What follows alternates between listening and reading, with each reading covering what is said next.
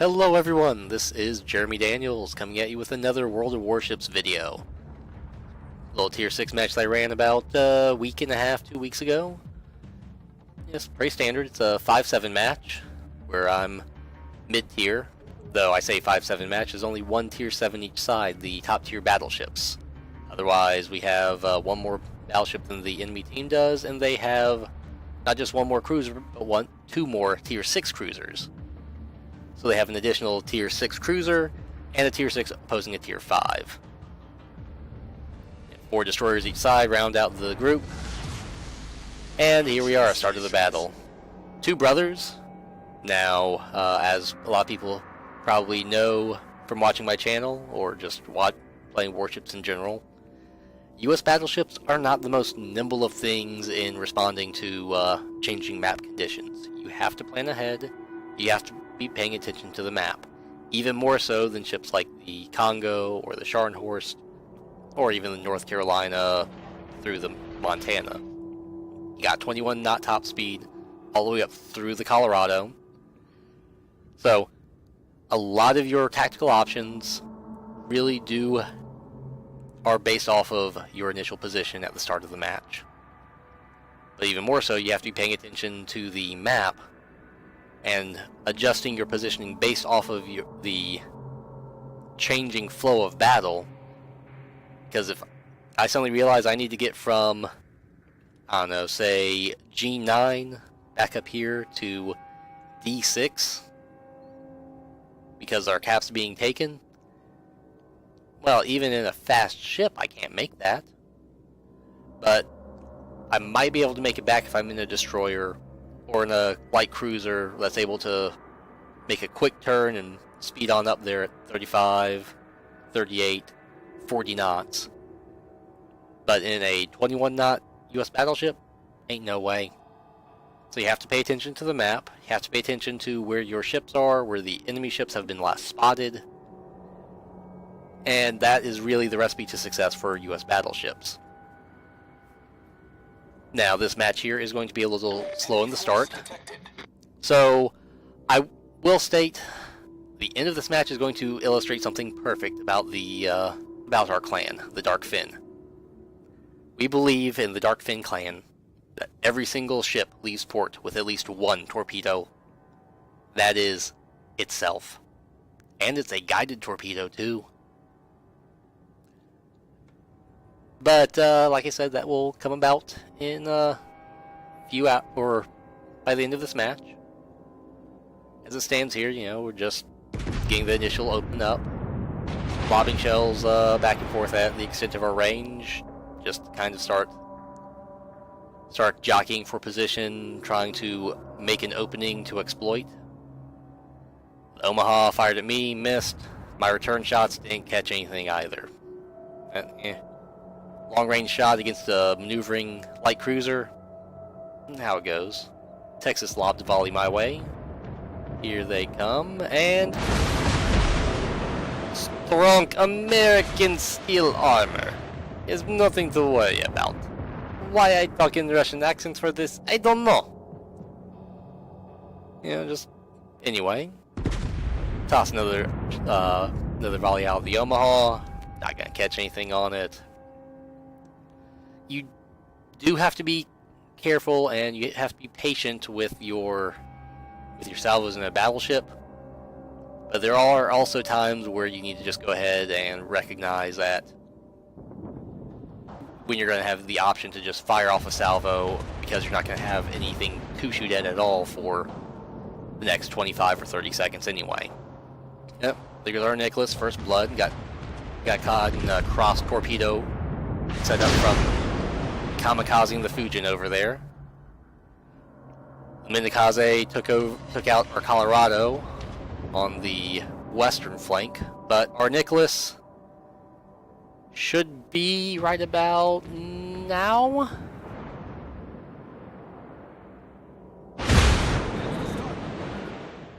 Yeah, the Aoba did throw some torps out at me, but they weren't gonna hit me. They didn't have the range initially.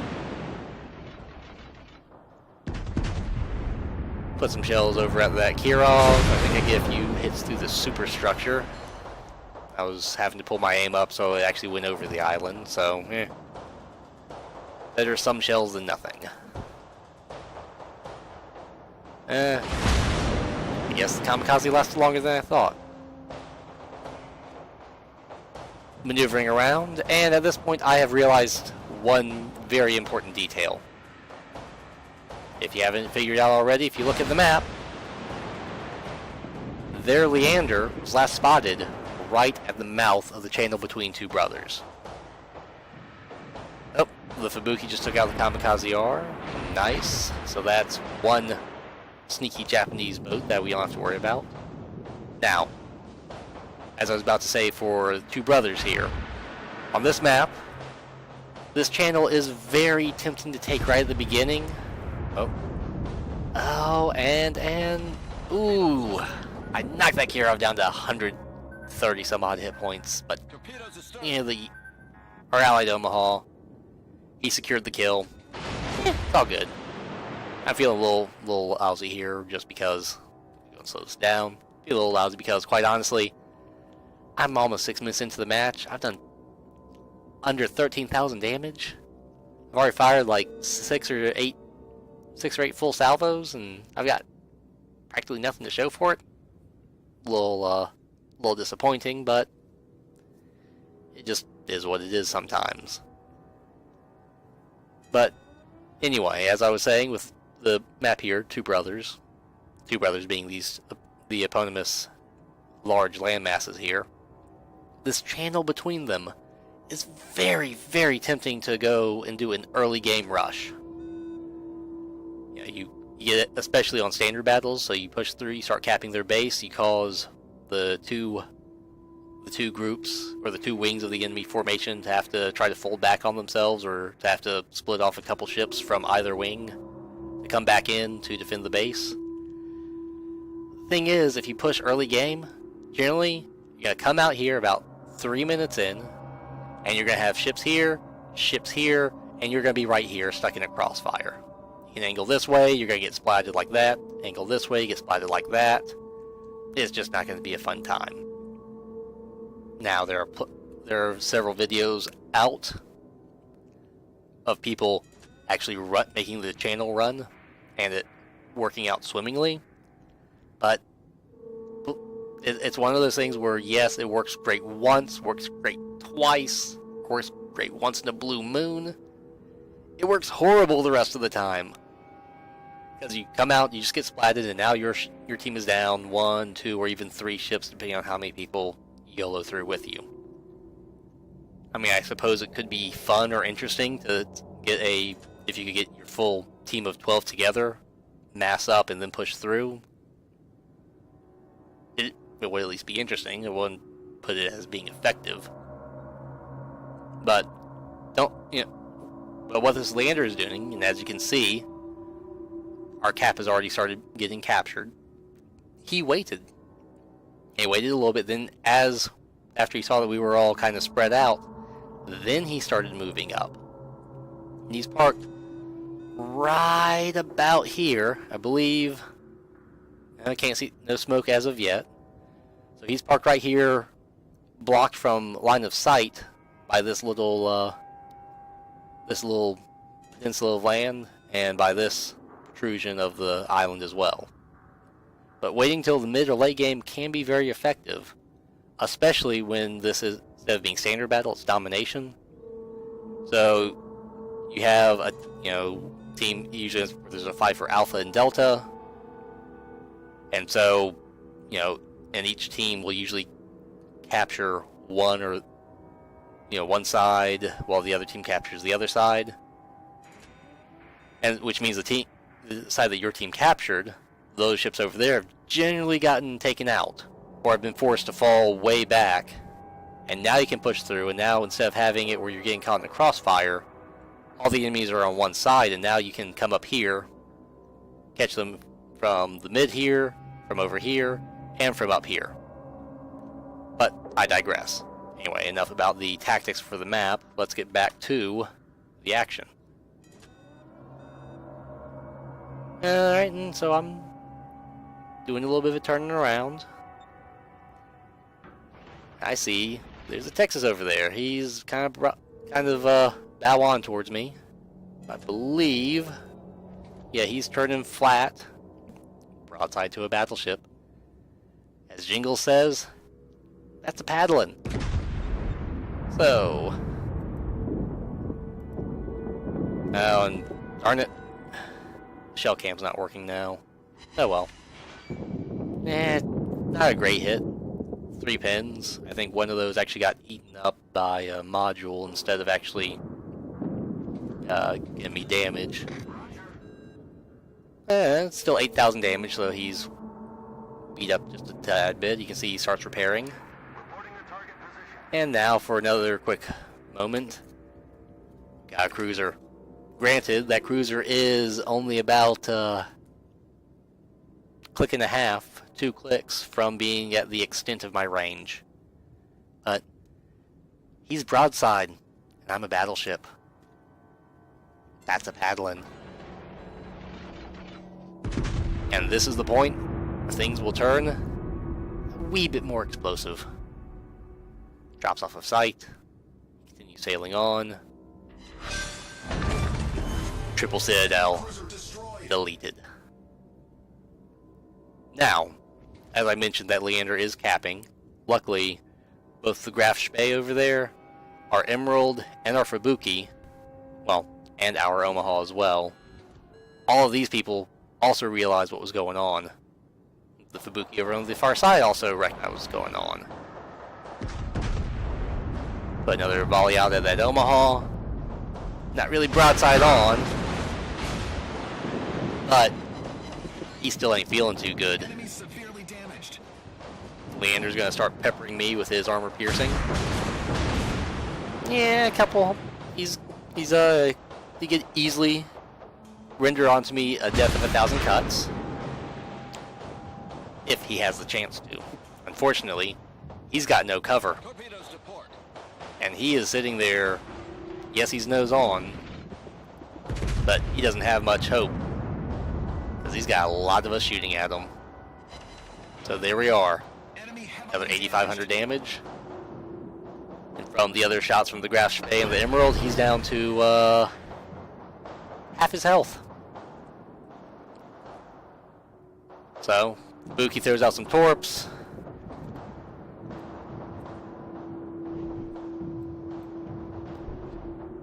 Gets another couple hits from the Emerald and from the Graf Spee. I have to make sure I don't run to the island. And the Leander gets another chunk of his life shaved off. And I'm going to put him out of his misery. Well, my misery too. Killed 2. Now, again, like I was mentioning about map awareness, I started swapping to high explosive. Because the Fujin, which is basically the same ship as the Kamikaze R, popped up right between that little island there and the eastern brother for just a moment. Again, map awareness. So I fired at that. I fired at the Leander. Before my shells hit, I was already prepped to swap to high explosive. Now, with a battleship armor piercing, you can still do some nasty damage to a destroyer by getting a bunch of overpins on them. And some of the destroyers can also end up eating some really bad damage from getting full penetrations if they're not broadside, so they give you just enough of their ship to actually arm your shell, and your shell doesn't just punch in and out the side before the fuse actually triggers. But you'll still get a lot better result by swapping your ammo choice based on what you're looking at. This is critical for cruisers, but it's also in a lot of ways easier for cruisers because they have the much faster reload times, much faster shell swap times. But it's still something you need to know for destroyers and for battleships. There are some destroyers and there are some cruisers that, as a destroyer, you can rack up some nasty damage by getting in close, or not by getting in close, if you are in close, by swapping to armor piercing and racking up a whole bunch of citadels.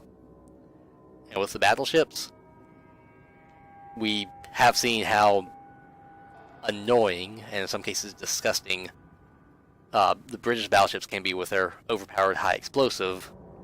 But all the battleships need to know, if you're driving a battleship, you really need to pay attention to what shell type you're utilizing, because that will give you a much better result, and it will give you the ability to get some really nice shots off, and even take out some destroyers at close range that think, ooh, big slow American battleship, defenseless, I just have to close in and drop some torps on them and run away, you know, eat some overpins, big deal. Yeah, up until you get a face full of 12 14-inch high explosive shells. I mean, look at that. That's a lot of rifles. That's a lot of shell weight. But again, that goes back to map awareness. Now this time the Fujin is sitting in a smoke cloud, nice and pretty there. So I want to keep my guns speaking. I lob a volley at the Omaha. Because I was having to adjust my shells so they wouldn't hit that little island there, they splash all off his aft. And you saw coming in, I had some shells from the Texas, so I know the Texas has moved up, or has continued to move up from its last spotted position here at G7, and is getting ready to keep on coming around. And there he is, because our Omaha over there, Mr. Tank Fan, is giving us a good line of sight on the Texas at least. But here it is, enemy Fujin. Now, I have to hold my shot for a little bit. I could probably have gotten it over this Emerald, but I didn't want to risk hitting him, because a shell that hits him doesn't hit the Fujin at all. I aim, I fire. The Emerald does take off a good chunk of the Fujin's hit points, but I catch him and he's gone. Now we got that Omaha coming around, and I've already swapped back to armor piercing, because the Omaha, quite frankly, even angled, my shells will punch straight through his bow. Period. But I don't get the chance to, because the Fubuki actually finishes him off with main battery. And we got this Texas here. Oh my! What is this Texas doing? Is this Texas sailing broadside on to another battleship? I believe that the Texas is. And not only that, I see that the Texas is coming around and the Texas is still being spotted. I aim up to see where he's at, bring my aim back down to his waterline, and fire. About 24k, and there goes 16,000 hit points. Broadside to a battleship, people. Broadside to a battleship. Now the Texas is still repairing, but he's also coming up under sustained fire from the Fubuki, the Graf Spee, and the Emerald, and our Omaha. The Graf Spee dropped some torps on the Texas, and I'm trying to get ready for him to come around. He started angling out a bit, but now he has to turn back to flatten the angle because of the island in front of him, which means kill number 4. Unfortunately, I was not able to take him out before he got the shells off that killed the Fubuki. Now, over on the eastern flank, one of the destroyers that was over there got taken out, and the Colorado went down to mast fire from the Iron Dukes and the Omaha. But we still have a Nevny sitting around, and the Queen Elizabeth sitting around. And this is the point where I just decide, you know what? I'm going up the middle. 2 reasons for this. One, I was pretty expecting for that Nevny to be trying to either come up the middle himself to try to catch us from behind, which is also why I swapped to high explosive. So, but I was pretty sure I'd be able to take out the Nevny, even if he comes around the corner. And ooh, I killed the Nevny? That gives me a Kraken. Plus, Queen Elizabeth, it hasn't been spotted for a while, and the Omaha is pretty much right on top of the Queen Liz's last known position. So the Queen Liz is long since gone. Or is she? So she pops up at the mouth of the channel, thanks to Mr. Tank Fan. I seriously doubt he's going to be watching, but if by some happenstance you happen to see this, Mr. Tank Fan, thank you. You gave me information that I needed in order to be ready for this Queenless coming around. Specifically, I'm calling for ramming speed. Like I said, the Darkfin, every ship leaves port with one guided torpedo. So that Queen Elizabeth is about to get his face full of a New Mexico class torpedo. And I figure, okay, I take out the Queen Liz with a ram, he goes down, I get a Kraken. My team pretty much has a guaranteed win. You know, the Nevny, last he was spotted on, he was on low health. And the Nevny isn't exactly one that you can realistically get a get a 6-on-1 battle finished. So, but wait, what's this? A wild Nevny appears. The Nevny was coming up with the Queen Liz, and the Queen Liz, which great bit of teamwork on the part of Ruther 1973. He was going around to spot for the Nevny. Why was he going around to spot for the Nevny? So the Nevny, if you look, that Nevny backed around that little outcropping at the corner of, or at about the midpoint of the channel. Why would the Nevny be backing around the corner there? Torpedoes.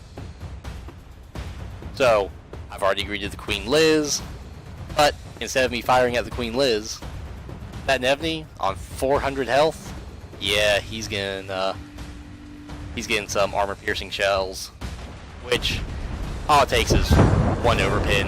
He goes down, I get my Kraken.